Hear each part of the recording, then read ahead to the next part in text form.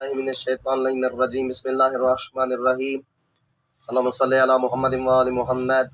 मोमिन इकराम, आज आपकी खिदमत में ये अर्ज़ करना है कि अपने अपने मरहूमीन की बख्शिश के लिए हमें रोज़ाना कौन सा अमल करना चाहिए और कौन सी दुआ पढ़नी चाहिए। एक छोटी सी दुआ जो कि इमाम जाफ़र सादिक अलैहिस्सलाम ने इरशाद फरमाया, और फरमाते हैं जो बंदा अपने मरहूमीन मोमिनीन की मग़फ़िरत के लिए हर रोज़ 25 मरतबा ये दुआ पढ़ेगा तो खालिक के कायनात हर तमाम गुज़रे हुए और क़यामत तक आने वाले मोमिनों के बराबर खुदा नेकी अता फरमाएगा। और खालिक के कायनात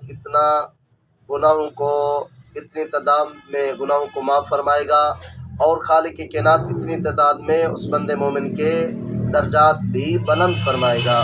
तो ये छोटी सी दुआएं आप हर रोज़ ज़रूर अपने मरहूमीन को याद करके पढ़ें, क्योंकि ज़रूरी है कि वो हमारे लिए कुछ ना कुछ कर गए हैं। अब हमें चाहिए कि अपने मरहूमीन को किस अंदाज में तोहफ़ा देना चाहिए, गिफ्ट करना चाहिए, और जो ना हदिया जो कि नूरानी हदिया बेहतरीन हदिया है, वो 25 मरतबा आप ये दुआ हर रोज़ पढ़ें। ज़्यादा टाइम नहीं लगता, गालिबन 1-2 मिनट लगेंगे।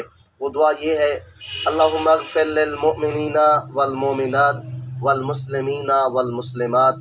आप ये 25 मरतबा पढ़ें, खालिक के कायनात आपके मरहूमीन के दर्जात बुलंद फरमाएगा और खालिक के कायनात आपके मरहूमीन को जन्नत अता फरमाएगा। तो दुआ करते हैं मालिक के कायनात हम सबको अपने अपने मरहूमीन को याद करने की तौफीक अता फरमाए। मेहरबानी करके वीडियो आगे भी शेयर कर दें।